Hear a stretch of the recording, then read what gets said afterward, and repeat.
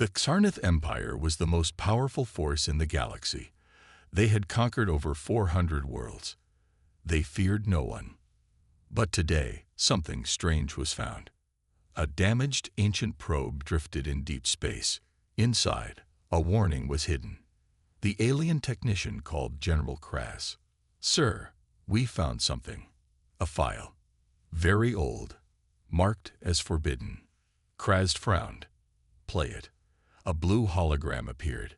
A hooded elder spoke slowly. "This file is about Planet 92Z's human name, Earth. If you find this message, listen carefully. Do not engage. Do not provoke. Do not invade." The hologram flickered. "Humans look weak, but they are not. They are chaos. They adapt. They evolve. If you attack them, they will become something you cannot control. They cannot be stopped." Then the screen went dark. Kraz laughed. "Old fear stories. Humans are primitive, still using fossil fuel and small rockets." The officers nodded. Kraz gave the order. "Send a scout fleet to Earth. Let's see these dangerous humans for ourselves." Earth orbit. 1 week later. The Xarnath scout ship entered the solar system, invisible to human radar. Watching. Recording. Captain Varn looked down at Earth through the ship's main screen. They are still divided. Many countries, many languages, still fighting among themselves. His science officer replied, "Yes, but their speed is strange. In 100 years, they moved from horse carts to space satellites." Varn shrugged. "Fast growth, but still nothing compared to us." The ship launched a small stealth drone. It entered Earth's atmosphere and landed silently in a desert. Earth, somewhere in the Middle East.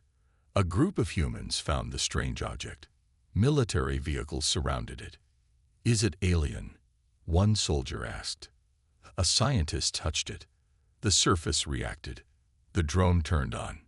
Suddenly, it started scanning everyone. Then, it exploded. Not with fire, but with data. A burst of information spread through nearby tech. The humans stared in silence. The drone had uploaded alien code into their systems. 48 hours later, secret base, Earth. "Sir, we've decoded the alien code," said Dr. Rice. The general looked shocked. "Already?" "Yes, and not only that, we think we can improve it." Xarnath scout ship. Captain Varn watched the feed from Earth. "What are they doing with the drone data?" His officer replied, "They're modifying it. They're rewriting our own tech." Varn stood up. "That's not possible." But it was happening. Inside a human lab, a group of young engineers, hackers, and scientists worked without sleep. One of them smiled. "Done. We just made their drone 10 times faster and smarter." Dr. Rice sent a message to global leaders. "We now have alien tech in human hands. Project Titan has begun. Alien Council, far side of the galaxy." The video footage from Earth was played before the Xarnath leaders. One elder stood up in anger. "You fools. That file was forbidden for a reason. You just gave humans the key to evolve faster." General Kraz replied, "They are still behind us." The elder whispered, "Not for long." Next day, Earth orbit. The Xarnath scout ship decided to run one more test. They activated a stealth weapon. A small energy beam was fired at a human satellite. It exploded. Earth didn't know who attacked, but they responded. Within 12 hours, another satellite was launched. This one had a defensive shield. Then, it fired a signal pulse into space, hitting the scout ship. Inside the ship, alarms rang. "They found us," Varn shouted. "How?" The answer came on their screen. "We know you're watching. This is Earth. Leave now, or stay and learn why the galaxy fears us." The world had changed, but the people didn't know yet. Only a few leaders, scientists, and military officers knew about the strange drone that had fallen from the sky, and the alien tech it carried. In a secret base beneath a mountain, Dr. Rice looked at the screen. Her team had done the impossible. She turned to General Han. We didn't just decode their tech. We made it better. General Han raised an eyebrow. Better. Dr. Rice nodded. Faster systems, self-repairing materials, and something else. She tapped on the keyboard, and a 3D model appeared. The flying combat drone. Unlike anything ever built by humans, it hovered, moved with alien fluidity, and could learn from every battle. Sarnath scout ship, Earth orbit. Captain Varn watched the satellite feed. The humans had launched something strange, a new drone, clearly inspired by Sarnath designs. It took them 300 years to create what we made, said his engineer. They built it in 11 days. Varn's hand trembled slightly. This is not evolution. This is acceleration. Earth. Project Titan begins. Humanity united like never before. Old enemies became partners. Rivals became allies. All because of a single fear. They are watching us from the sky. Secret factories were built in deserts, deep seas, and underground. I was trained with alien logic. Engineers studied alien weapons. Hackers broke alien firewalls. In one base, a young hacker named Arav cracked into part of the alien probe's memory. What he saw shocked everyone. It wasn't just tech. It was data on humans. Millions of human profiles, military strength, languages, political maps. They were studying us, Arav whispered, planning something. The realization. A secret meeting was called between top world leaders. Inside a secure bunker, Dr. Rice stood before the screen. She showed them a single line recovered from the alien files. Humanity is still asleep, but once they awaken, they will spread like fire. The room went silent. One leader asked, "What do they fear so much?" Another whispered, "Us." The second strike. Sarnath Command gave new orders. Test human defenses again. A silent weapon was dropped into the Pacific Ocean. It activated underwater, meant to scan human submarines. But within minutes it was found by a small fishing boat with a homemade radar. They reported it. The UN Special Task Force arrived in 3 hours, recovered the device, studied it, broke it, then reprogrammed it, and sent it back up. But this time, it carried a message. Alien command ship. Back in deep space, the Sarnath High Council watched the data come in. Their device had returned, but something was wrong. On screen, the device glitched. Then a message appeared in perfect Sarnath language. We understand your machines now, and soon we will understand you. You watched us. Now we are watching you. The council was silent. Then one whispered, "They are not sleeping anymore." Rapid evolution. Earth scientists had broken through barriers once thought impossible. In less than 2 weeks, they had created a self-learning drone army, a material stronger than any Earth metal, a working alien energy core, a satellite defense system that could detect cloaked ships. The alien tech had not made humans dependent. It made them smarter. It's like they're using fear as fuel. One Sarnath analyst said, "They're not falling apart.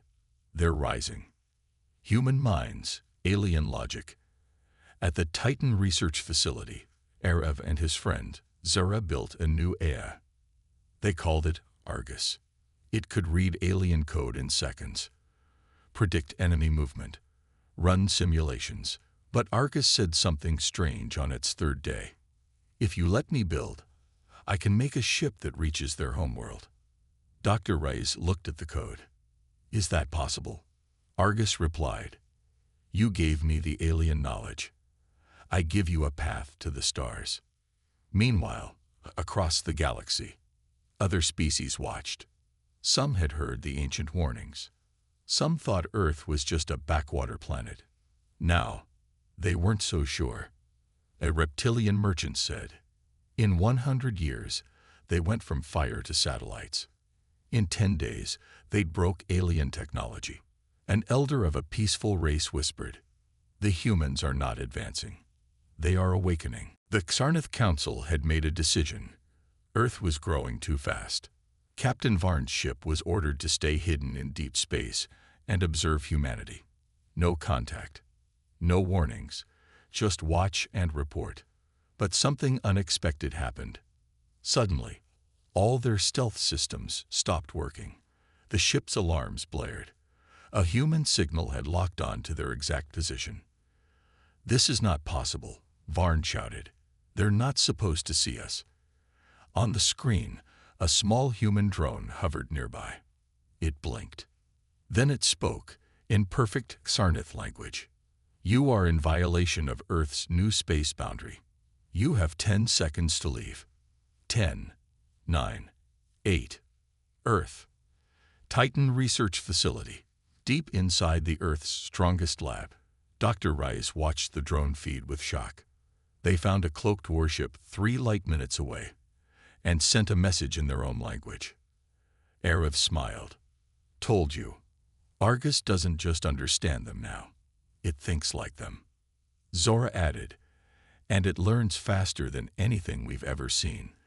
This is not just evolution. This is acceleration. The real shift begins.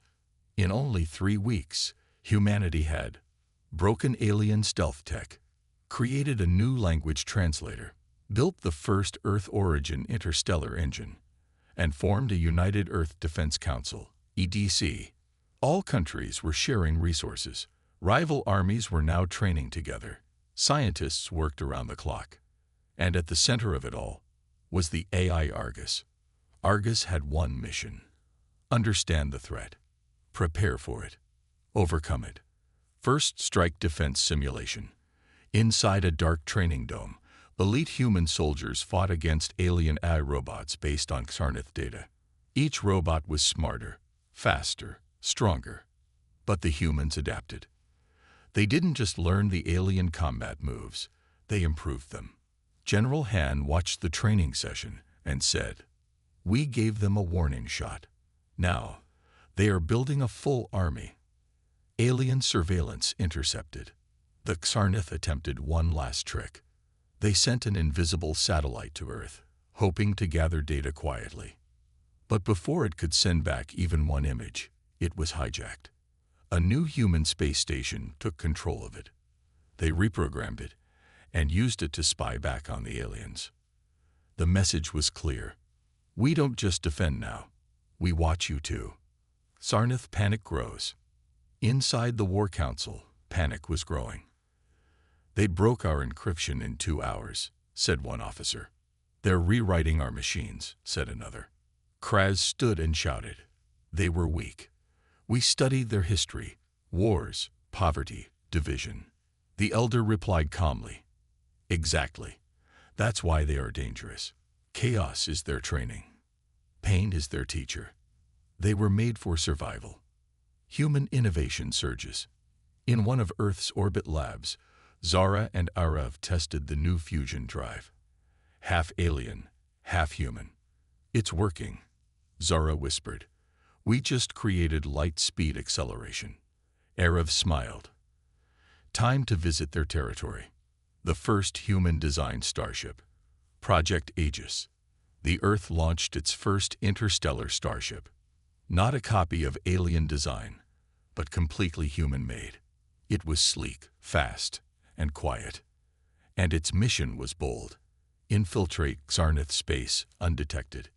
Inside were 3 elite humans. Commander Sarah Malik, pilot. Arav, AI expert. Zara, engineer. Their goal: test the ship, gather data, return safely. Deep space, first human infiltration. As the Aegis entered alien-controlled space, they saw something incredible. A fleet of warships. Thousands, preparing to move. Zora whispered, This is not a patrol. This is an invasion fleet." Arav activated Argus on board.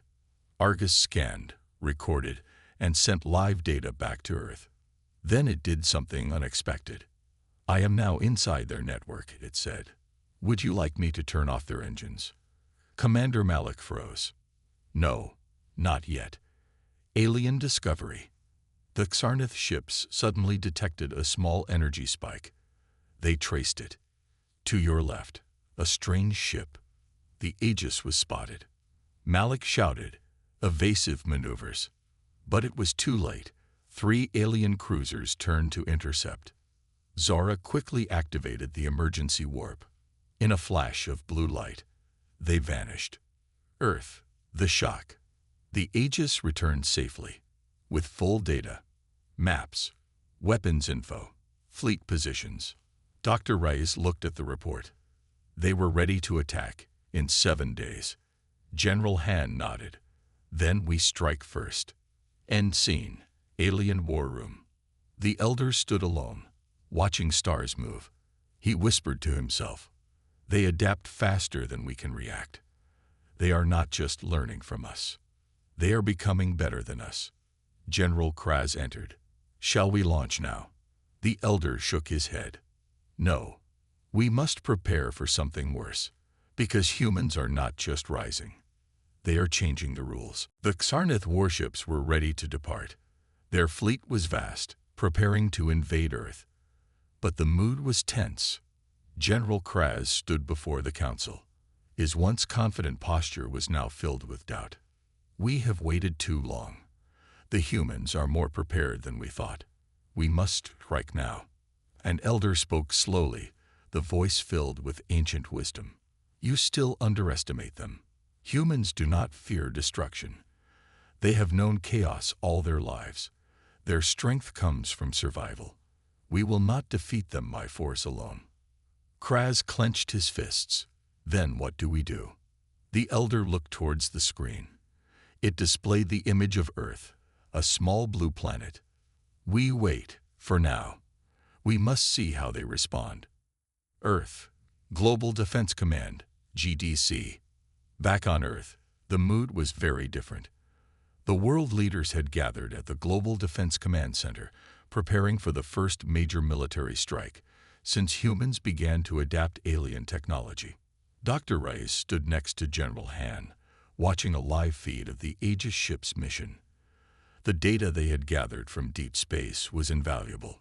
The alien fleet's movements were charted. Their weaknesses were exposed. We've never had this much intel on an enemy, General Han said. Dr. Rice nodded. It's time to act. Humanity can no longer just defend. We must strike first. The plan, Operation Alpha. The world's leaders had agreed on one thing. We attack now, before they reach Earth. Operation Alpha was humanity's boldest move yet. It involved launching a coordinated strike across space and Earth. The plan was simple but dangerous.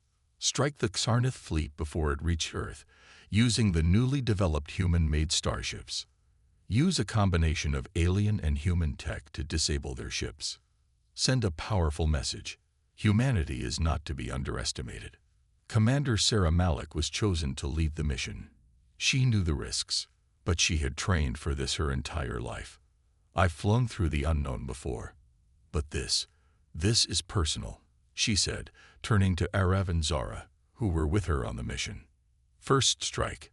The attack begins. The Earth Defense Fleet launched into space, ready to face the alien fleet head-on. The Aegis was at the front, with Commander Malik leading the charge. The alien fleet had almost reached Earth's orbit when the first strike came. A swarm of human starships, equipped with alien tech, emerged from the dark side of the moon, attacking with precision. The human fleet is attacking. They're engaging the outer defenses, and Xarnath officer shouted. In moments, the first Xarnath ship was disabled. Human ships moved with deadly efficiency, targeting weak points in the alien fleet's defenses. They're using our own tactics against us. An elder whispered in shock. Humanity's new weapon, the pulse cannon. As the battle intensified, one human ship fired a weapon that Xarnath had never seen before, the pulse cannon. It released an energy wave that disabled the alien fleet's engines. It was a devastating strike. Half of the Xarnath fleet was left drifting, their ships powerless. Arev, from his station, smiled. It worked. We've disabled their engines. They're sitting ducks now. Zara punched the air. We did it. But Commander Malik knew the fight wasn't over. The Xarnath fleet still had more weapons, and they were getting ready to retaliate. Prepare for the next phase. We push forward, she commanded. Earth defense. Ground offensive. Back on Earth, the global defense forces have been working non-stop to prepare for an attack on the ground in case the alien fleet reached the planet. But now, with the fleet disabled in space, they had another mission: clean up the remaining alien technology on Earth. Human soldiers, armed with alien tech and their own combat training, moved through underground facilities and alien bases hidden around the globe. Dr. Rice and her team led the operation to take out the remaining alien infrastructure, using a combination of human ingenuity and alien tech to dismantle their operations. The surprise: Xarnath retaliation. As the Xarnath fleet drifted in space, the remaining warships activated a self-destruct sequence, planning to take the human fleet with them. The countdown began. They're going to blow themselves up. We need to get out of here now. Zora screamed, watching the numbers tick down. But Commander Malik remained calm. No, we have something they don't. She activated the pulse cannon again. The wave of energy was powerful enough to disrupt the self-destruct mechanism, disabling the Xarnath warships before they could detonate. Final phase: the battle for Earth's future. With the majority of the alien fleet crippled, the final battle was at hand. Xarnath leaders watched as their ships were neutralized one by one. They had underestimated the humans. General Kraz's face turned pale. We thought we were the future, but they are something more. The Elder turned away from the screen. It is not over yet. But the humans, they have proven one thing: they will not wait to be defeated. Earth. The world responds. With the alien fleet now scattered, humanity began to rebuild. The message was clear: no one invades Earth. The United Nations, for the first time in history, unanimously agreed that Earth would not just defend. They would stand united against anyone who threatened their existence. Dr. Rice spoke to the world. We've faced the unknown. We've faced the impossible. And we've come out victorious. But this is only the beginning. Humanity is stronger than any of us could have imagined. Xarnath. A new decision. Back in the depths of space, the Xarnath Council was forced to reassess their view of Earth. They had failed to crush humanity's spirit. An elder stood up. He turned to General Kraz. We cannot destroy them. We will offer them peace. Kraz shook his head. We don't know how to defeat them. But we do know this: they have the power to change everything. The stars outside the massive Xarnath warship glowed with an eerie, distant light. Inside, the Council of Elders sat in silence, their once proud faces now filled with doubt. They had made one fatal mistake: underestimating humanity. General Kraz stood at attention, his military posture still strong, though his eyes betrayed his worry. We were wrong, Kraz said, his voice filled with frustration.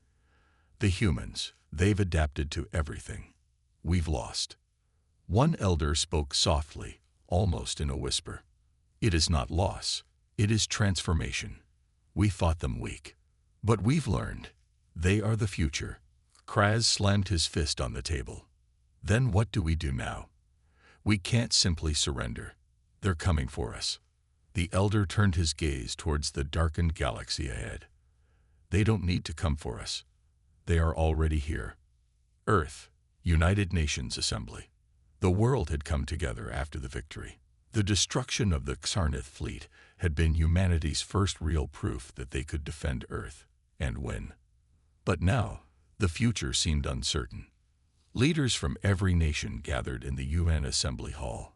The human race had come so far, but there was still much they didn't understand. What would life be like after this war? What price had they paid for their victory? Dr. Reyes stepped forward, her face grave, as she addressed the assembly. We have defeated the Xarneth, but their message remains clear. We were never their real enemy. We have been chosen. Chosen for something far greater. There was a heavy silence in the room. They have seen what we are capable of, and they are not the only ones who are watching us now. There are others. A low murmur spread across the room. The reality was clear now. Humanity had just started a new chapter, and it wouldn't just be Earth that would be watching. It would be the entire galaxy. Deep space, unknown alien fleet, on the far side of the galaxy, beyond the edge of the Xarneth Empire, another alien fleet silently observed the destruction of the Xarneth Armada. They had been watching the humans for some time, analyzing their every move. They are not what we expected, a voice spoke in the darkened control room of a large, sleek warship. A tall humanoid figure stood before a holographic display, watching Earth's recent victories unfold. They adapt quickly. They fight with a purpose we have not seen before. And now, they have united. The leader turned to his command officer.